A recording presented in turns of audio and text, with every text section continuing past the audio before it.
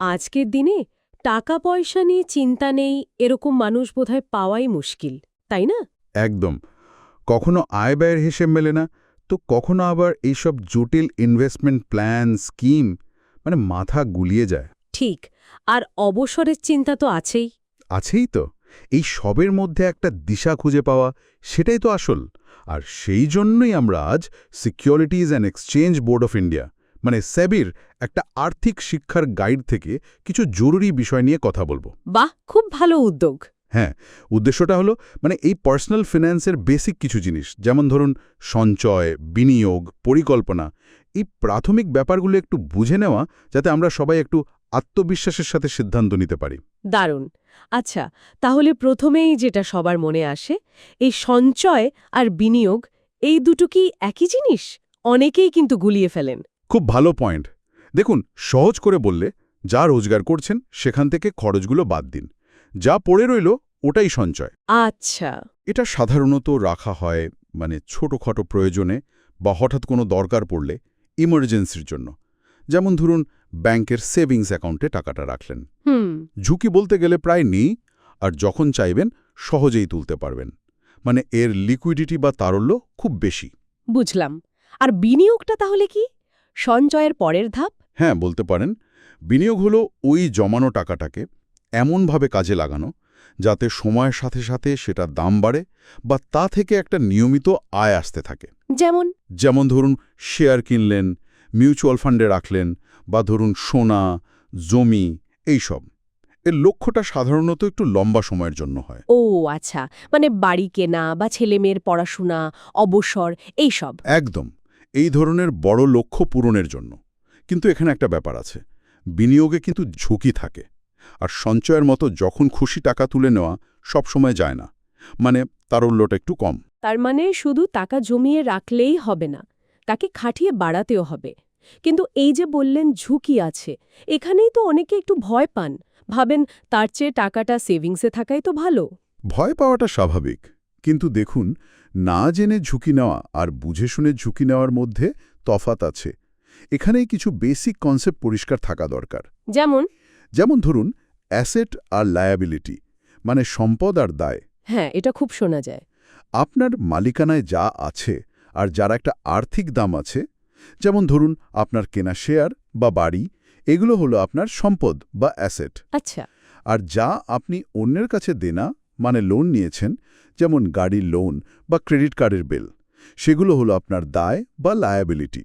আমাদের লক্ষ্য হওয়া উচিত অ্যাসেট বাড়ানো আর লায়াবিলিটি কমানো। পরিষ্কার হলো।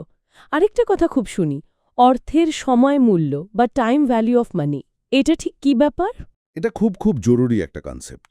এর সোজা হলো আজকের ১০০ টাকা যা দাম, ভবিষ্যতের ১০০ টাকার দাম তার চেয়ে কম। কেন? কারণ আজকের ১০০ টাকাটা আপনি কোথাও খাটাতে পারতেন, বিনিয়োগ করে বাড়াতে পারতেন, তাই না? ধরুন ১০ বছর আগে ৫০০ টাকায় যা যা জিনিস পেতেন, আজ কি ঠিক ততটাই পাবেন? না না, একেবারেই না। দাম তো অনেক বেড়ে গেছে। এটাই কি ইনফ্লেশন বা মুদ্রাস্ফীতি? ঠিক ধরেছেন। এই যে সময়ের সাথে সাথে জিনিসের দাম বেড়ে যায় আর টাকার কেনার ক্ষমতা কমে যায়, এটাই হলো মুদ্রাস্ফীতি বা ইনফ্লেশন।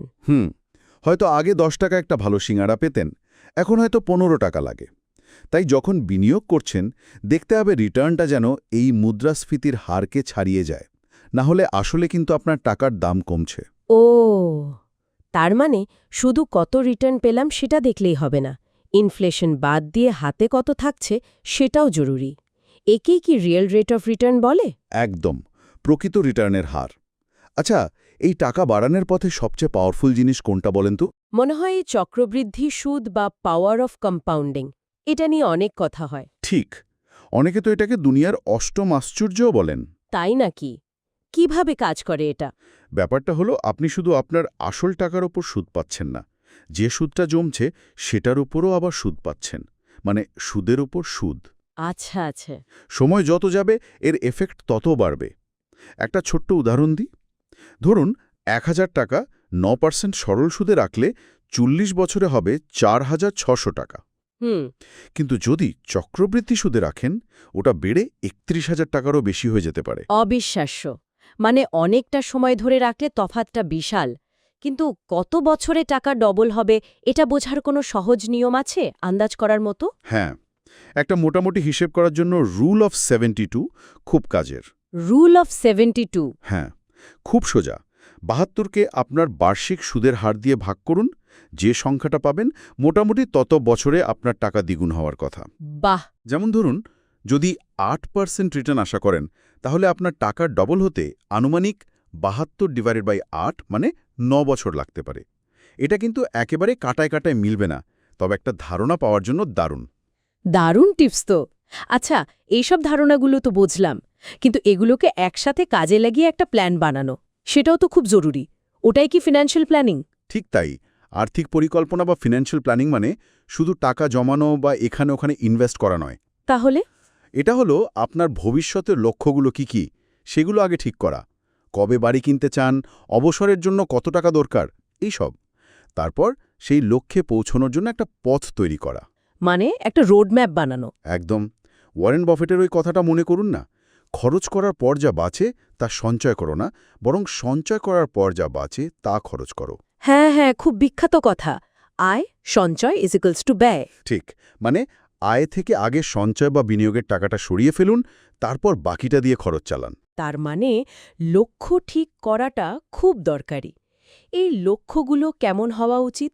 মানে শুধু অনেক টাকা চাই ভাবলে তো হবে না। না না, লক্ষ্যগুলো হতে হবে স্মার্ট।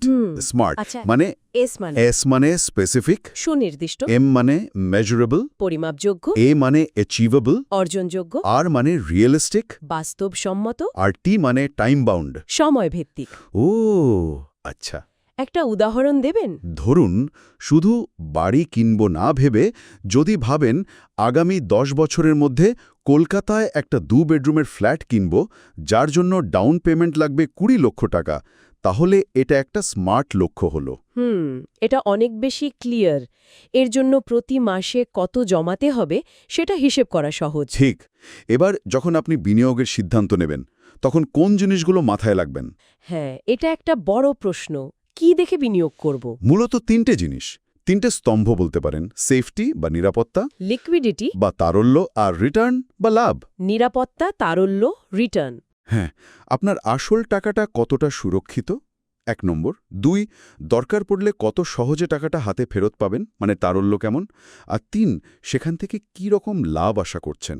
আচ্ছা, মজার ব্যাপার হলো এই ৩কে জিনিসই খুব বেশি পরিমাণে একসাথে পাওয়া কিন্তু মুশকিল। তাই নাকি? হ্যাঁ, যেখানে রিটার্ন খুব বেশি সেখানে হয়তো ঝুঁকিও বেশি আর টাকা জট করে তোলাও যায় না হয়তো। আবার যেখানে খুব নিরাপদ সেখানে হয়তো রিটার্নটা বেশ কম।